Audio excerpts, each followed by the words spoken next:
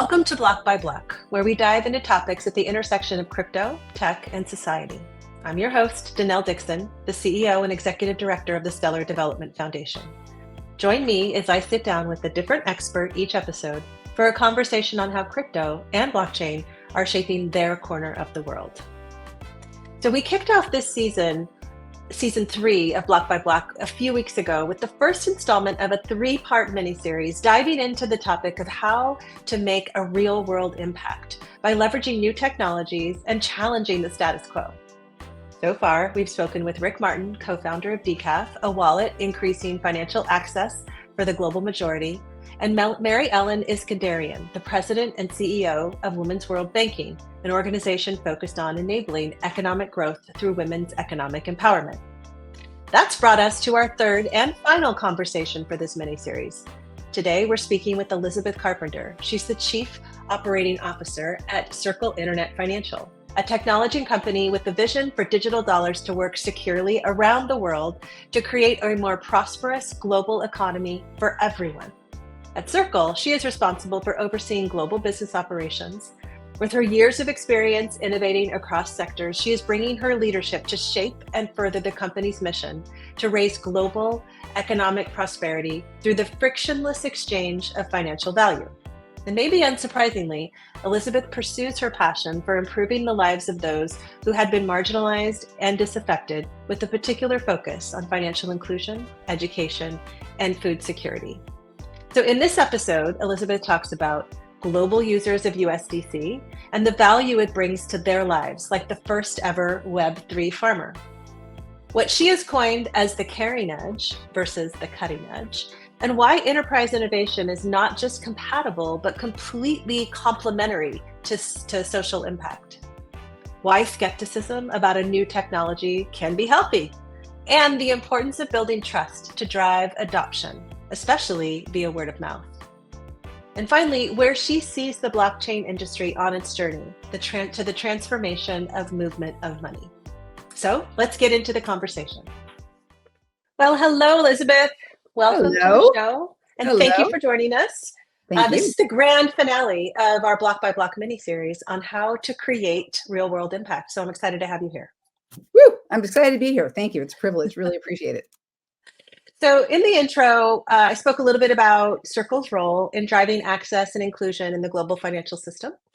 There are two things that we've talked about together before and that we also focused on in this mini-series, and I know that you're passionate about both.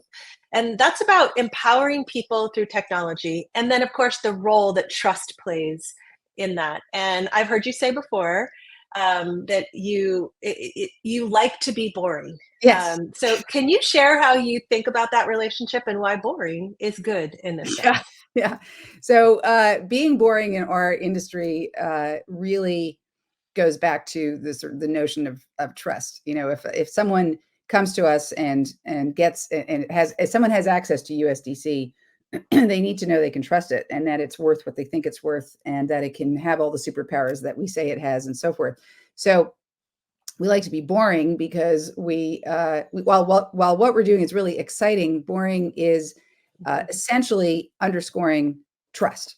The whole enchilada with respect to what we do at this company and what we do with USDC and everything that we do is about trust.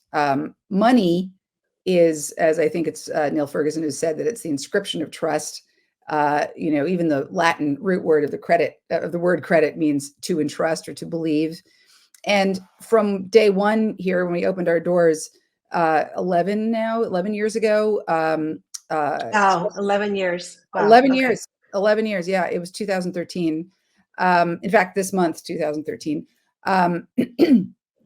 Trust isn't a promise. It's actually our currency. The digital dollar that we issue, USDC, preserves liquidity and reliability that we all know and love about the US dollar and gives it the superpowers of the internet. But to do that, we've really had to set extraordinary standards of transparency and regulation. And you can see, for example, on our website, circle.com, we publish a daily dashboard of our reserves so that everyone can see why USDC is always redeemable and only redeemable 1-for-1 for US dollars.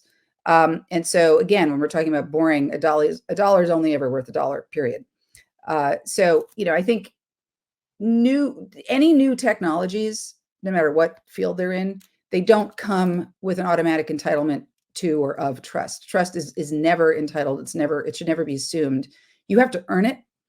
And so, in the same way that in the American justice system, you have all defendants are presumed innocent until proven guilty. In the realm of technology, new innovations should be regarded skeptically, frankly, until they've earned trust.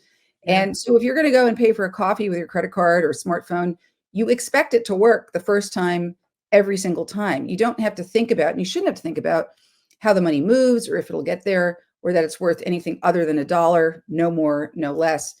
It needs to be boring. It needs to work. And so the same is true for blockchain rails of value exchange. Excuse me, we'll know we're on the right track ultimately when end users aren't even thinking about the crypto part of that exchange of value. They just know it's super easy to move money from where it is to where it's needed.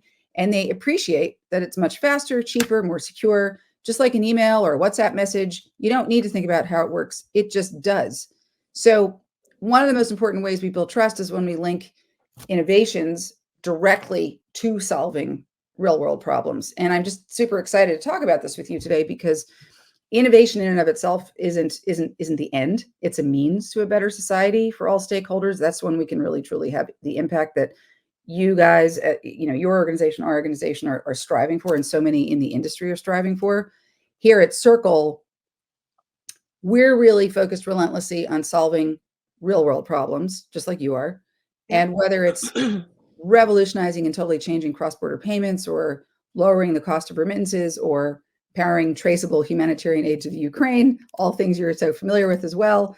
Circle's work has really prioritized financial inclusion, helping to move money as easily as we move a text message, and doing it with trust, underscoring everything that we do to earn it so that we can, so that folks know that while the technology is exciting, what we do is actually, we like in the industry we're all in, it's really good to be boring. There's nothing speculative. It's just $1. Wow. I totally agree with that. I think that one of the things that I find so interesting about Circle and so much about what, when you guys started, what you focused on, you guys a lot of you had the sort of Web2 experience. And one of the things that I did many talks on when I was at Mozilla was trust is the currency. Mm-hmm. And really focusing on how trust is the hardest thing to get from your users and it's the easiest thing to lose. And so right. I love that you guys put that effort there because it's so much of learnings from things that we saw earlier in prior to sort of Web3 and the challenges and the opportunities that we had to fix. So a lot of those things here. So yeah. It's one of my big passions is to focus on this notion of trust and creating ease of use and just to make sure that no one has to know what the tech stack is behind the scenes. Totally. They want to, they should be able to, right. But they don't have to. They right. should just understand that, hey, this gets me to what I need to get to. So right. I love that. It's my right. favorite thing. Yeah. This mini-series is all about real-world impact and how to drive inclusion and into the global financial system. So I love your new ad campaign about money is now open. It really speaks to how real people are empowered to do the real things and to make real impact. We had Rick Martin from Decaf Wallet on in our first part of the mini-series on the idea that people should be able to buy a cup of coffee with a digital wallet. And that's what your ad is all about. So how blockchain and DeFi is helping real people in their real lives. So the why to this work is so important. And I would love for you to share with us the who. Who is someone that you've seen feel the impact of a more inclusive financial system? There are increasingly every day another story pops up. We have just like, I'll talk about one, but it's one of many. I mean, we've done a series of films on these to try to bring this to the world so that folks understand the mainstream opportunities here for people across the socioeconomic spectrum, across regions and so forth. And so whether it's a couple in Texas trying to pay for their wedding in Nigeria, or whether it's all the work that we do with you guys to get money into the hands of frontline medical and healthcare workers in Venezuela, or what we do with Ukrainian refugees, I think we could talk about any of those. There's one I recently learned about that we're actually working on highlighting in some way because it's yet again another. It highlights yet again another dimension of what's possible. There's a man in Brazil. His name is Diogo, and he describes himself. I love the way he describes himself as one of the world's first Web3 farmers. He's and he doesn't mean like a digital farmer. I was just going to say a real farm, like vegetables in soil with roots. Yeah, exactly. He's totally passionate about sustainable agriculture. So he founded something called the Agroforestry DAO, which supports food education, production, and agrosystems. In his case, he raises funds through the power of USDC from a global network of supporters. The DAO does a lot of things, including sells NFTs that represent the crops they produce, which enables people to adopt a crop and in certain cases earn a return and so forth. For Diogo, the stability of USDC is really the game changer. It protects the enterprise from market fluctuations naturally, because we were just discussing the dollar's only, USDC is only ever worth $1, period. So it then in turn enables him to also just more easily buy tools, pay wages, build out digital infrastructure to create this truly globally connected agricultural community. He can really rely on it. He trusts it. And one of the key things about his story is that it's not actually about USDC. It's about, USDC powers it, but it's really about USDC removing the frictions, the fees, the uncertainties, so that someone like Diogo can focus on his passion, in this case, sustainable farming, sustainable agriculture. So to me, it's one of a ton that I rattled off at the start, but a ton of examples of, that are sort of living illustrations of our value proposition, that we move money freely. And in doing so, you move people forward. So yeah, that's great. I think that part of this is that we need to always be helping people to solve problems, and the problems that they're the most passionate about, and using this technology to do that in a way that's seamless for them is great. So I love that story. I also do love the wedding cake story, just because it's like the coolest thing to be able to see people use it in their everyday lives about things that are so passionate to them too. I know. It's great. I know. That real world impact is so important, and it's something that's often overlooked in our industry. A lot of people see some of the headlines and just think that this is a monolithic industry, and particularly right, like even now, and I've been spending so much time, and I know you guys have too, on policy efforts. And a lot of the times policy just focuses on those headlines instead of the outcomes that we want them to see. But you've talked about thinking about this industry as not necessarily on the cutting edge, but the caring edge. And I kind of love that. So share your thoughts on that, please. Yeah, words really matter. As humans, as executives, we have to be really impeccable about the words we choose to describe ourselves, our businesses, our missions, our values. And so how you talk about an organization, it greatly shapes the company culture and the industry culture, for better or worse, hopefully for better in general, but it can also be for worse if you're not careful and you're not thoughtful and you're not intentional. So if you continually describe yourself as cutting edge, you're going to cut, and people might get hurt.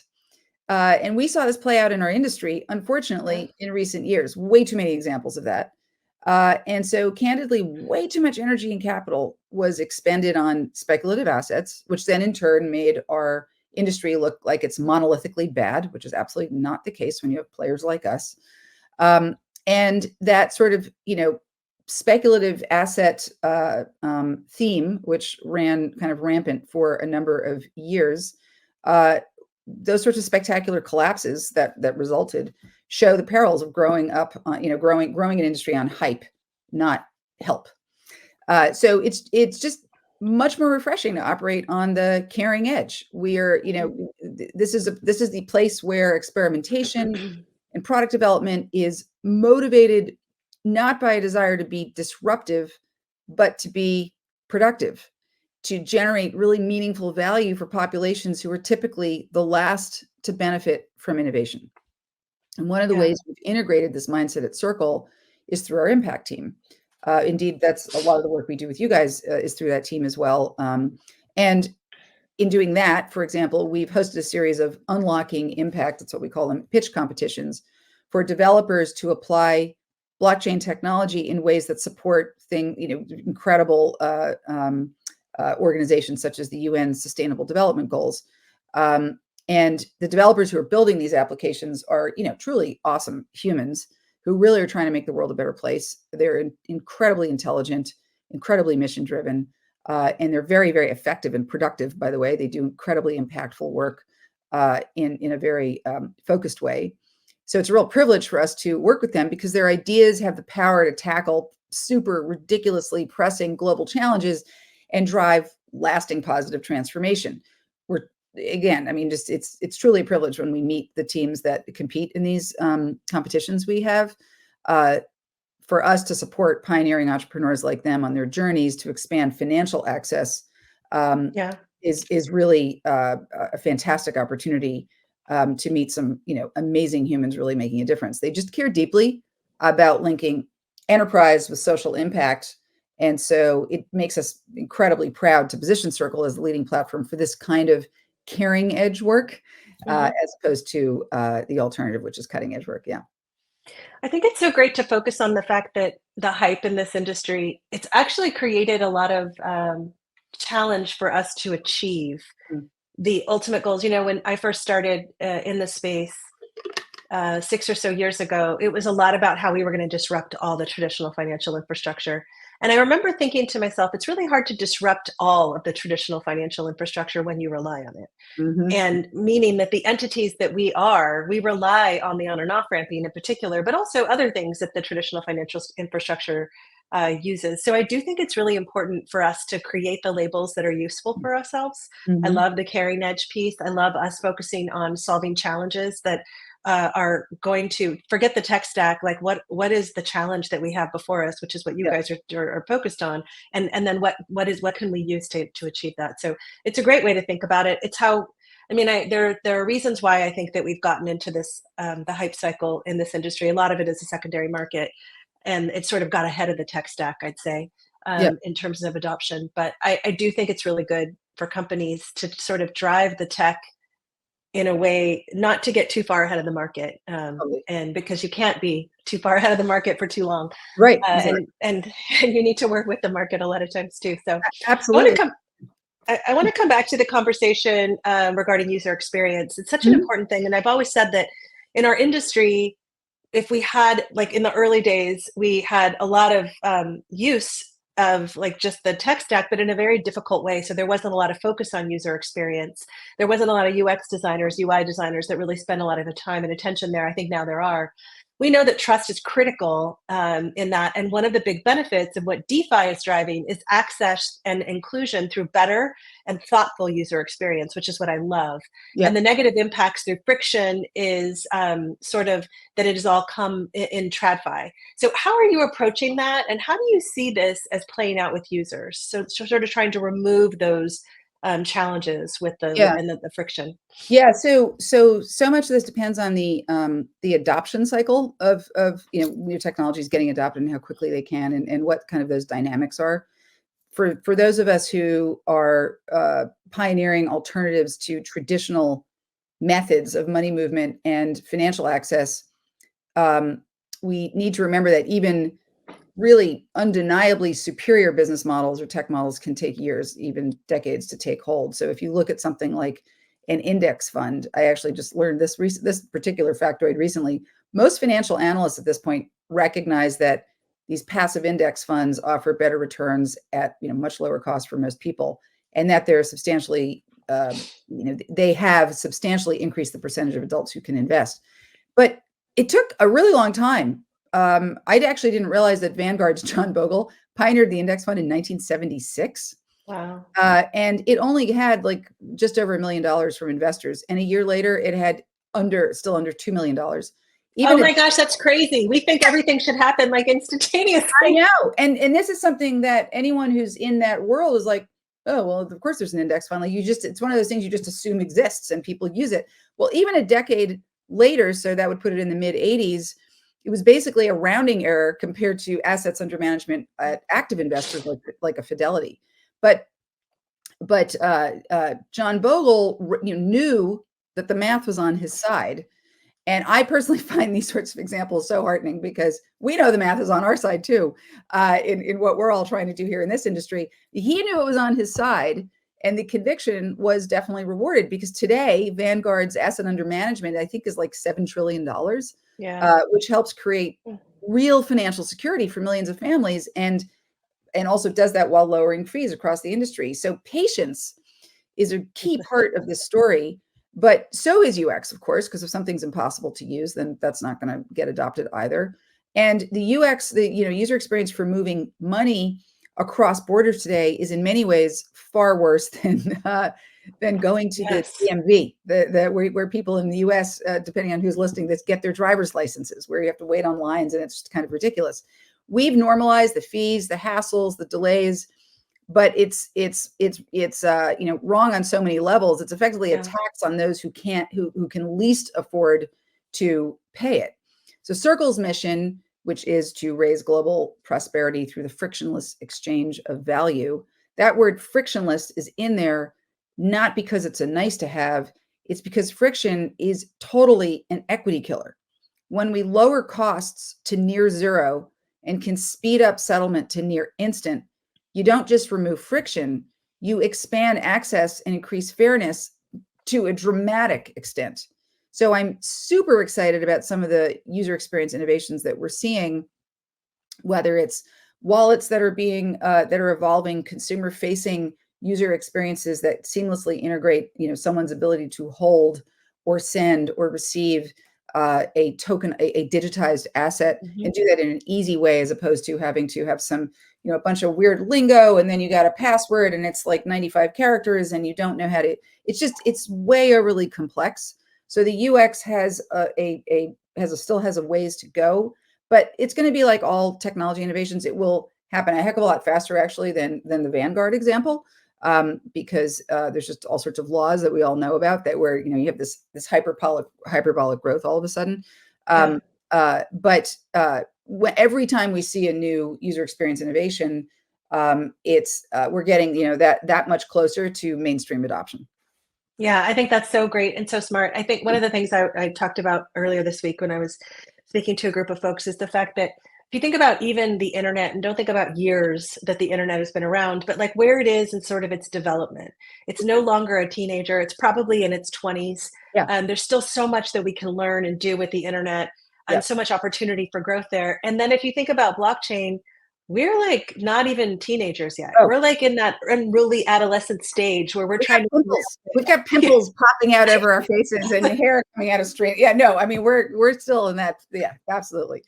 And I think that we sometimes forget that, and we think adoption should just like happen because, but that's just not how it works. And I remember, I'm old enough to remember back in the day when I did not want to put my credit card, even though I was deeply, deeply, deeply involved in Web 2 and Web 1, I did not want to put my credit card information on because I was like, I don't know the security level here. And then HVS came along and everything got to be much more comfortable. And so I do feel that we just need to sometimes like really push for that user-centric design, put the user at the center, and use this tech stack for the benefit that it is. So I love it. It's like the most important thing I think that we can do in this industry right now. Completely, 100% agree with you. Absolutely.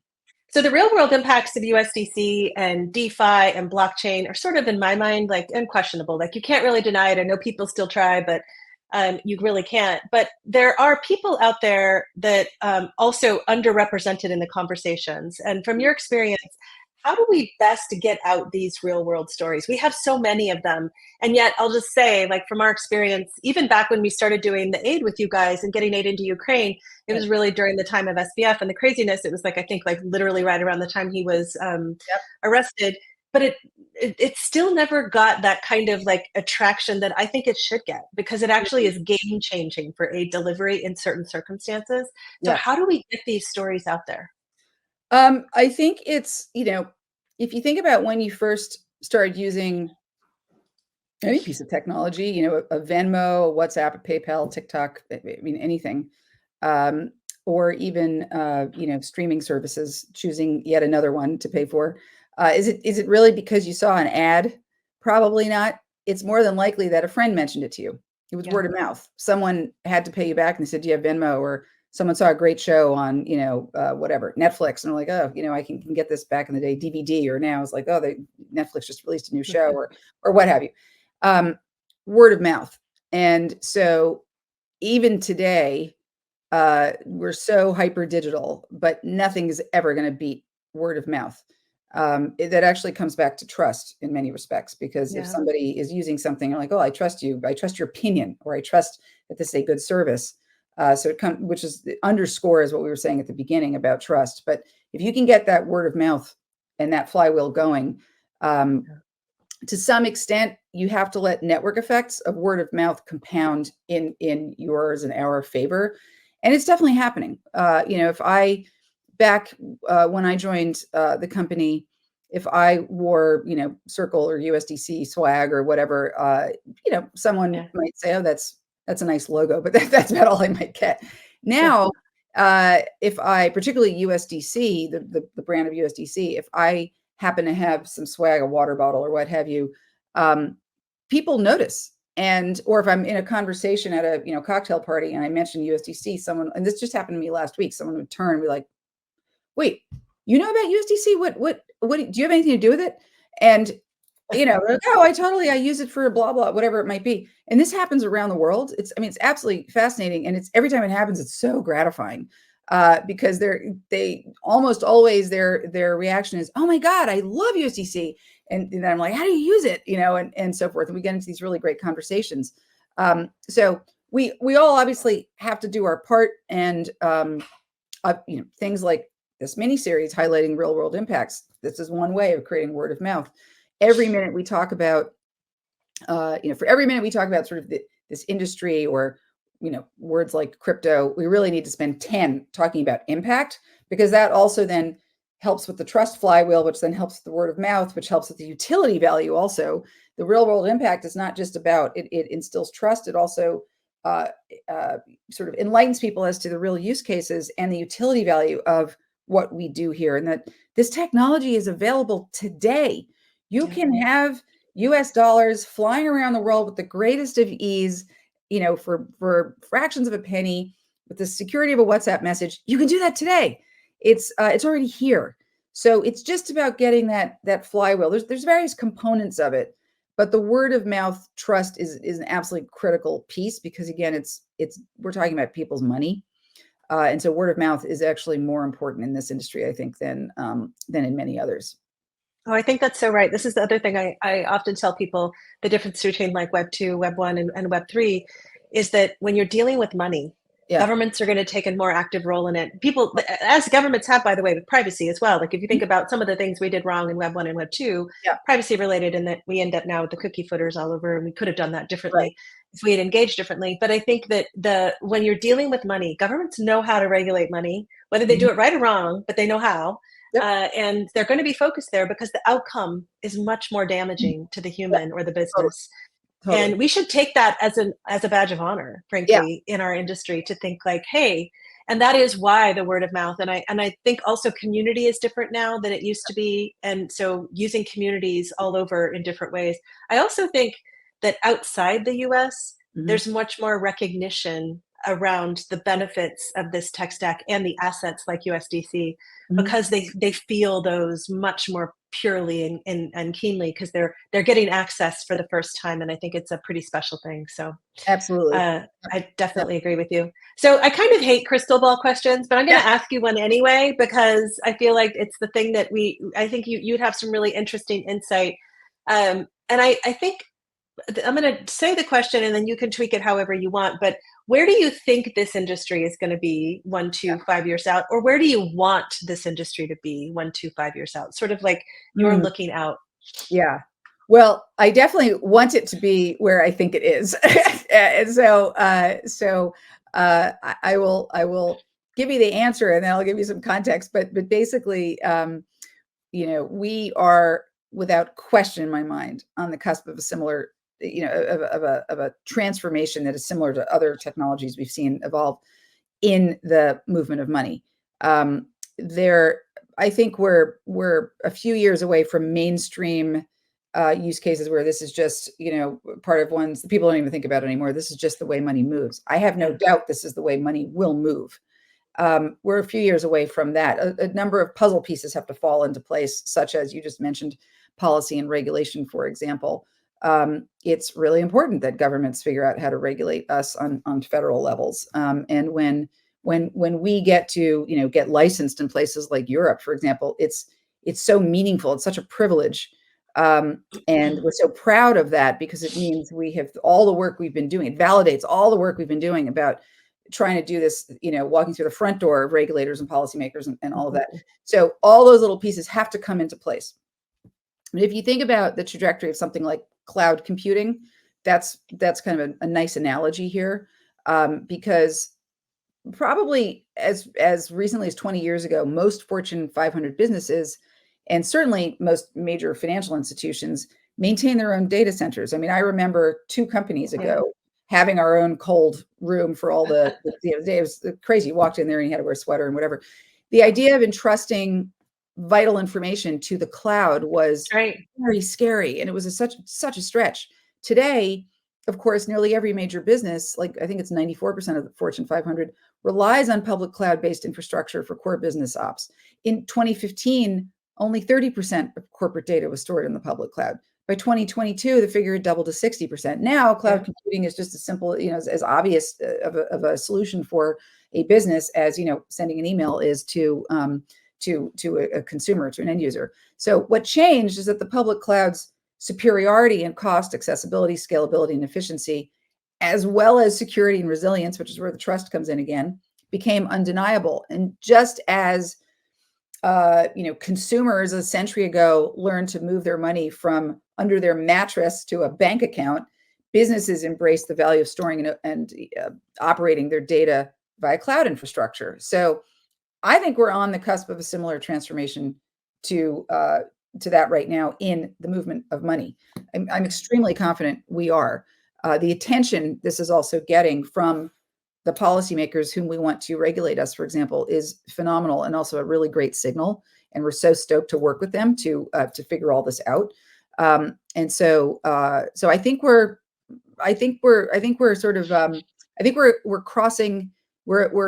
starting to cross the chasm. Yeah, for sure. I love that. I think we are too. I think that we're definitely in a different place we were even a year ago. And I love that. And it feels like light years in terms of how much this industry has changed and grown.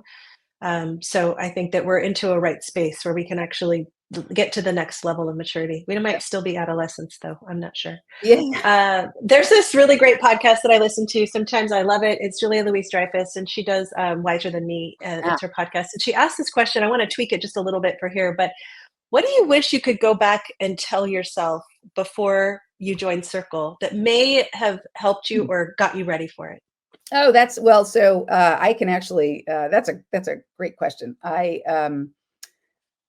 can actually, the way I would answer that is actually something that you and I have spoken about on walks we've gone on and so forth. But what we do in this industry, and this is true for any entrepreneur, I would say it's particularly tricky in our industry for all the reasons many of the reasons we've already covered here. It's a slog.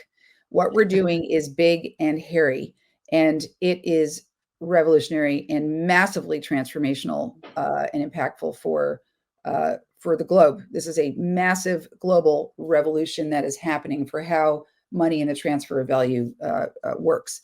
And it's hard. It's hard on every single dimension. And almost every single day. Every single day, multiple times a day. So it's really important to have mental and physical fortitude. Yeah. And because it's very tiring. And you want to have, you have this long-term mission. You got to wake up every day, not just forging a path forward, but we're both leaders. We both lead teams of people. You have to have the energy to do that and the resilience to do that. And so what I wish I'd told myself, and I finally told myself a year and a half ago, I kicked myself in the butt a year and a half ago, just physically. I wish I told myself, make sure to take time for yourself. Make sure to put yourself, as someone told me, at the top of your to-do list. Not in terms of, I'm going to hoard all my time so I spend no time at work. Obviously, that doesn't work. So that you can be the best you at work, so that you can show up and be the best leader of the people who are on this journey and on this mission with you, climbing to the top of the mountain with you, and have the impact you want, you have to have the energy. And the only way to do that is to take care of yourself. So finding those moments to take care of yourself, whether it's going for a walk in the morning, doing, whatever it is you like to do, meditation, whatever it might be, and making sure you take time for friends and family so that you get these little breaks so your brain can just clear itself out and think straight, is really, really important in this industry, because otherwise the literal daily, sometimes hourly, depending on the day, onslaught of friction that you meet every day we're trying to pursue and achieve this mission is utterly exhausting otherwise. So if you can find ways to create energy for yourself by exercising, by eating properly, by taking care of your brain and your heart and your mental wellness, you will show up and you will actually, and even though you're taking time out of your workday to do it, the common mistake is that you think, oh, I'm just going to, work 15, 18 hours a day. If you take 1 to 2 hours out of that day, the remaining, let's say 14 to 16 hours that you're going to be spending on it are going to be so much more productive than the 18, because you have to prioritize. If you're going to try to get more done in less time, guess what you're going to do? You're going to prioritize. You're going to also just show up better and be more pleasant to be around. You'll have much more positive energy. I wish I told myself that, because early on, I didn't quite fully understand just how hard this would be. And to this day, when we hire people, I will say to them, this is going to be the hardest job you ever had. And I'm not making it up. I'm not trying to be like, oh, gee, we're so wonderful here. It's hard. And so you have to take that time for yourself so that you show up. It is. I love that. And I love what you have done over the last year and a half for you. And I think it just is the right thing for people. I do notice, for example, when I don't go out and do my run in the morning, which is my thing of choice. Yeah. I'm not always my best self. Right. In the meetings that I need to be in, and that context switching all day. Totally. I don't think people appreciate how challenging that is emotionally as well as intellectually to do that context switching, which is what we're required to do constantly. Completely. So I love it. And I hope that I know that the earlier you would have taken that advice. And I hope that anyone listening takes that advice too, because it's such an important part.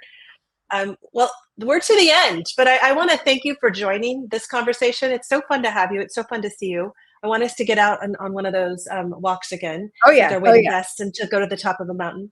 Yep. The one last question: where can people go to keep up with you and, of course, Circle's work? Yeah. Well, so the best sort of one-stop shop is circle.com. We also recently launched usdc.com. You'll find links to all the incredible social impacts we talked about today, other information for developers, information for businesses, information for all audiences. And I'm personally also quite active on LinkedIn, taking a little bit of a break this summer, but I'm very active on LinkedIn generally, and would love to connect with your listeners there. But yeah, so that's how folks can keep up with both me and with Circle. Well, thank you, and keep up the good work, man. It's awesome. I love us out there doing this stuff, and we're fighting the fight for everyone. I love it. I love it. It's honestly, Denelle, everything that you guys do is just lily white, gorgeous work, and it is an absolute privilege to work with you and your team. I mean, really, it is. Every time we get to work with you guys and interact with you guys, it's the day is that much brighter. So just thank you so much for all the work you guys do. And when I heard you wanted me on here, I'm like, oh, hell yeah. I'd love to talk to you, because I just love spending time with you. But I really have to commend you guys for everything that you do, and can't thank you enough for the impact you guys are making for all of us. Well, the good news is we can't do it alone. Thank you so much. So much of the partnership with you guys has been allows us to get to where we want to go. So thank you for joining us. Thank you. All right. Thank you. Thank you for tuning in. I've loved this mini-series. We spoke to 3 separate leaders, each with a different perspective on how to make a real-world impact, leveraging new technologies and challenging the status quo. My takeaway is that in every episode, we essentially talked about outcomes. What are the outcomes that we want to see in the world, and how can we supercharge those outcomes? Because for me, that's really what matters when it comes to real-world impact. All of our guests emphasize meeting users where they are, which means user-centric design and building trust at every level. And they touched on how disrupting systems often means actually working with the infrastructure that's already there. We also discussed that change is slower than we'd like it to be. As Elisabeth pointed out in this episode, financial change can take years and years. But after talking with this group of impact leaders, I'm encouraged by all the change that is already happening at local levels every single day, powered by new technologies and innovation. So that wraps up our exploration of how to bring real-world impact block by block. I hope you all learned as much as I did. We'll be back soon with the next mini-series, so be sure to subscribe to get notified when the next episode drops, and follow me on X or LinkedIn to stay in the loop in between episodes. Until then, thank you for listening to Block by Block.